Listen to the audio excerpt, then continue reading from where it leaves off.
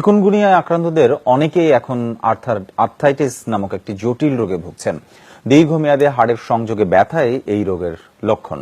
চিকিৎসকরা বলছেন এতে রোগীদের কর্মক্ষমতা নষ্ট হয়ে যায়। রাজধানীর হাসপাতালগুলোতে আর্থ্রাইটিসে আক্রান্ত রোগীর সংখ্যা প্রতিনিয়ত বাড়ছে। ব্যথানাশক ওষুধ দেওয়া হচ্ছে রোগীদের।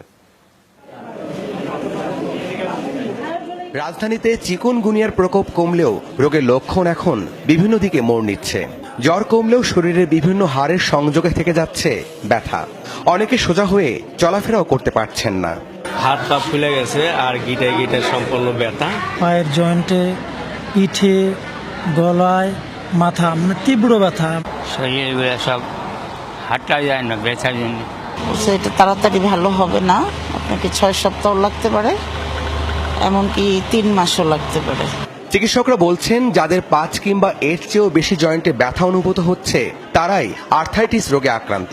তবে এই লক্ষণ সব রোগীর একই রকম থাকবে তা নয়। অনেকেই এখন এই লক্ষণ নিয়ে আসছেন হাসপাতালে। যাদের দীর্ঘদিন জ্বর চলে গেছে চিকুনগুনিয়া কিন্তু তারা আর্থ্রাইটিসে ভুগছে, তাদের জন্য আমরা যদি সে ডেঙ্গু রোগী না হয়ে থাকে এটি এক্সক্লুড করার পরে আমরা সকল ব্যথানাশক ওষুধ আমরা তাকে যদি তার কন্ট্রাইন্ডিকেশন না হয় আমরা ব্যবহার করতে পারি।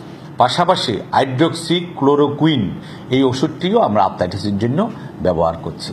এডিস মশার কামড়ে হচ্ছে চিকুনগুনিয়া, আর হাড়ের জয়েন্টে দীর্ঘস্থায়ী ব্যথা রোগীদের ঠেলে দিচ্ছে আর্থ্রাইটিসের দিকে।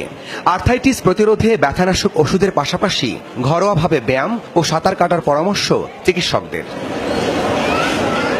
রাব্বি সিদ্দিকী, যমুনা নিউজ, ঢাকা।